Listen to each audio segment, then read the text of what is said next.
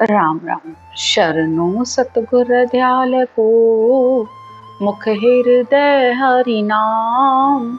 नित प्रति संगत सादगी, आजीवन मोक्ष सुख राम। अनंत आत्माओं में विराजमान मेरे परम पिता परमात्मा को मेरा कोटि कोटि नमन। आज से हमारा विट्ठल राव का संवाद शुरू हो रहा है। विट्ठल राव एक राजा हैं और उनके गुरु ब्रह्मचारी थे और उनके रसोइये बालाजी थे। सद्गुरु सुखराम जी महाराज की उनसे ज्ञान चर्चा चल रही है। पीछे हमने ब्रह्मचारी का संवाद पढ़ा, जिसमें ब्रह्मचारी अपने हठ योग के साधन सद्गुरुदेव को बता रहा था। लेकिन सद्गुरुदेव ने कहा कि ये सब हठ योग के जितने भी साधन हैं, जिनका मन भक्ति में नहीं लगता है, वो मुद्राओं पर और हठ योग के साधनों पर अपना मन लगाते हैं, क्योंकि उनको अभी परमात्मा से प्रेम नहीं हुआ है, तो वो साधन के माध्यम से परमात्मा की प्राप्ति चाहते हैं। लेकिन परमात्मा की प्राप्ति, मोक्ष की प्राप्ति साधन और करनियों से नहीं होती है। परमात्मा को तो प्रेम और प्रीत से पाया जा सकता है। और सतगुरु ने ब्रह्मचारी को वेद, भेद, लभेद और सूक्ष्म भेद, इन चारों ज्ञानों का अर्थ बताया और उनकी कहाँ कहाँ से उत्पत्ति हुई और उसकी पहुँच कहाँ तक है, ये भी सतगुरुदेव ने बताया। अब आज विट्ठल राव जी से उनका संवाद चल रहा है, यानी ज्ञान चर्चा चल रही है। तो विट्ठल राव सतगुरुदेव से पूछ रहा है कि ये जो चारों ज्ञान आपने बताए हैं, इनकी उत्पत्ति कहाँ से हुई और कैसे हुई, वो भी बताइए। और इनकी पहुंच कहाँ तक है, इनके साधन क्या हैं, ये सब आज राजा विट्ठल राव सतगुरुदेव से प्रश्न कर रहे हैं। चौपाई।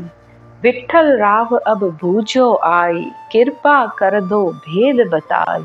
ए चारों किण किण ने पाया, पहली मान भेद किण लिया।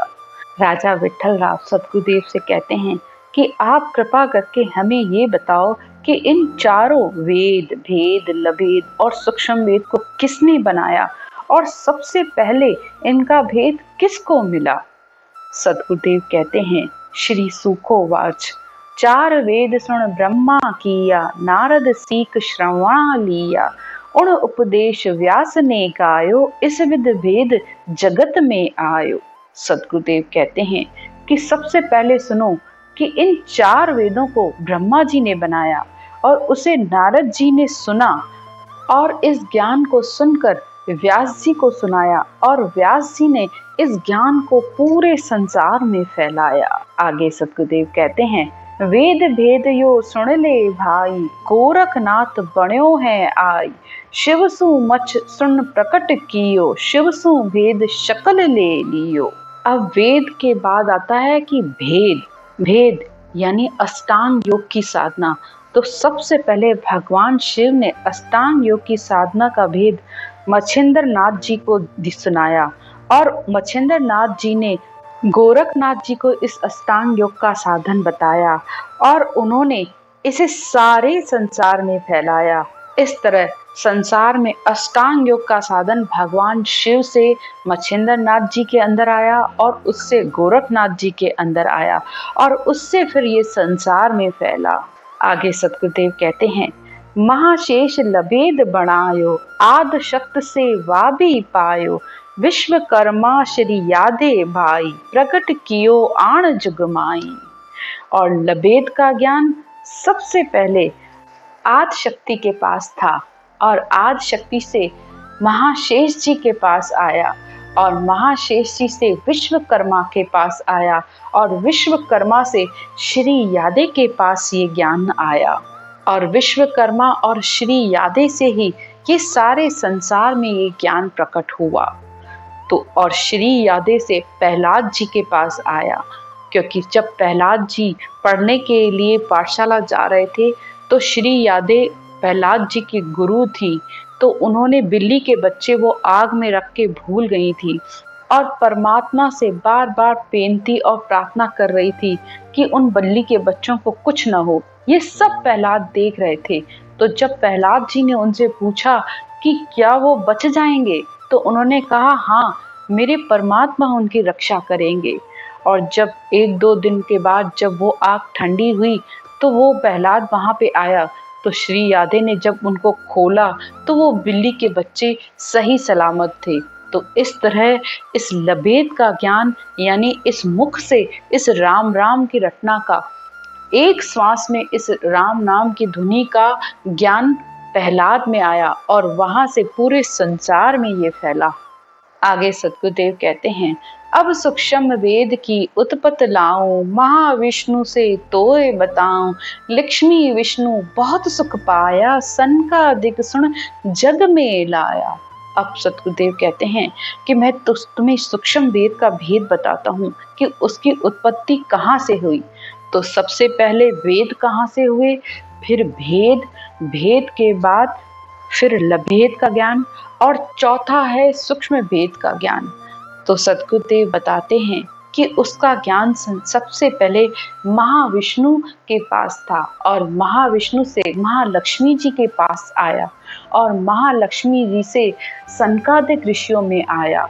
सनकादिक ऋषि ब्रह्मा जी के 4 पुत्र थे और उनसे सनकादिक ऋषियों से ये ऋषभ देव जी के पास आया और ऋषभ देव जी ने इसे पूरे संसार में फैलाया। और ऋषभ देव जी से ये 24 तीर्थंकरों ने इस ज्ञान को धारण किया।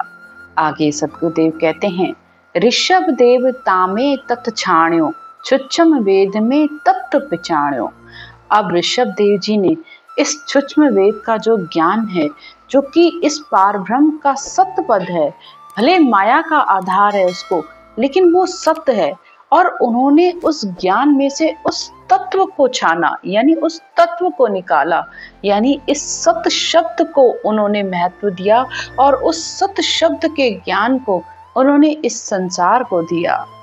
और इसीलिए इसे केवल ज्ञान कहा जाता है। केवल मतलब एक, सिर्फ वह ब्रह्म, परब्रह्म, परमात्मा, जिसकी नित्य प्रति सेवा करने पर, यानी रात दिन इस ब्रह्म के नाम की रटना करने पर वह सत शब्द प्रकट होता है और वो ही आत्मा को परमात्मा में मिलाता है। और उसे ऋषभ देव जी ने ही पाया और उसे संसार में प्रकट किया। वह प्रकट किया जग में आणी, विद 24 तीर्थंकर जानी। और उनसे 24 तीर्थंकरों ने भी इस ज्ञान को धारण किया। इस तरह ये चारों ज्ञानों का वर्णन वेदों में है, लेकिन सूक्ष्म वेद का यानी ने अक्षर का ज्ञान की विधि वेदों में नहीं है। वेदों के ज्ञान से ब्रह्म तक पहुंचेंगे और भेद से शिवलोक तक, और लभेद के ज्ञान से आदि शक्ति तक, और सूक्ष्म वेद से महाविष्णु यानी वैकुंठ तक पहुंचेंगे। यानी चारों ही ज्ञानों के पद सत माया के हैं। यानी अगर सत्स्वरूप का ज्ञान और ये वाला वेदों का ज्ञान, दोनों को ही उस परापरि परब्रह्म परमात्मा का आधार है, दोनों ही सत्य है, इस बात में कोई संशय नहीं है। लेकिन बस एक ज्ञान यानी वेदों के ज्ञान से जन्म मरण नहीं छूटता है। वेदों का ज्ञान ब्रह्मा जी ने सृष्टि बसाने के लिए बनाया, और सत्स्वरूप का जो ज्ञान है वो जीवों को मोक्ष की प्राप्ति कराता है। तो उस परब्रह्म परमात्मा ने दोनों को अलग अलग काम दिया है, सत्स्वरूप और होणकाल का पद यानी वेदों का ज्ञान। यानी ब्रह्मा जी को अलग कार्य सौंपा और संतों को अलग कार्य सौंपा। ब्रह्मा जी सृष्टि की रचना करते हैं और संत उन जीवों को मोक्ष की प्राप्ति करा देते हैं, उस अमर लोक की प्राप्ति करा देते हैं। तो इस तरीके से आधार दोनों को ही परमात्मा का है, लेकिन दोनों के काम में अंतर है। बस इतनी सी बात आप यहाँ पर ये समझने की कोशिश कीजिएगा कि चारों ही ज्ञान वेदों में हैं, वेद भी सत्य हैं, लेकिन बस हद और बेहद तक, यानी हद यानी उनका एक सीमा तक ज्ञान है, उससे आगे का नहीं है। और ज्यादा से ज्यादा कोई बहुत तपस्या कर लेता है तो बेहद तक उनके पास पहुंच सकते हैं, यानी वैकुंठ लोक तक उनकी मुक्ति हो जाती है। लेकिन सद्गुरुदेव कहते हैं इससे आगे वह सत्स्वरूप का ज्ञान है, जहां पर पहुंचने पर इस आत्मा का जन्म मरण मिटता है।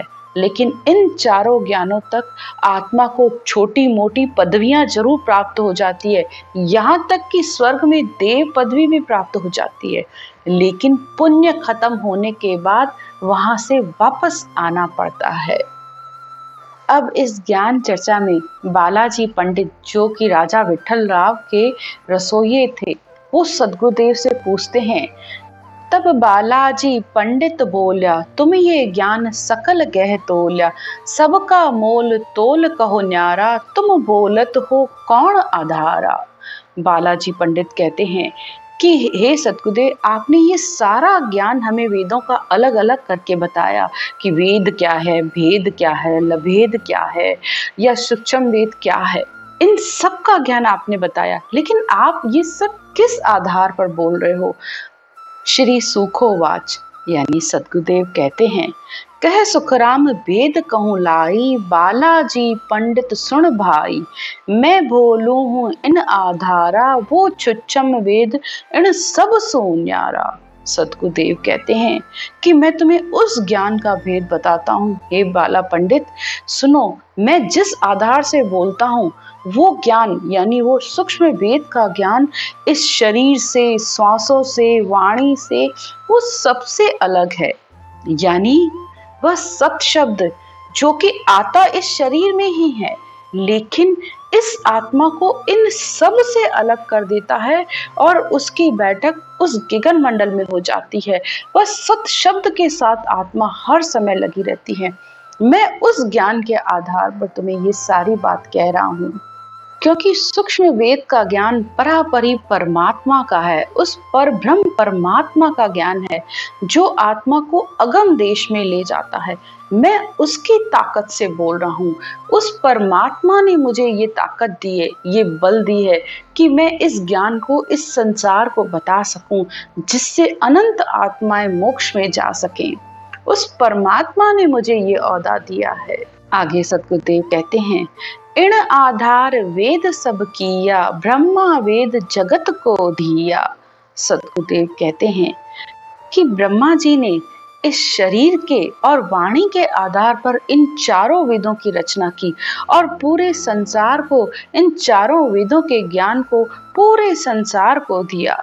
लेकिन बोल्या संत छुच्छम आधारा, पढ़ काम काम में फर्क विचारा।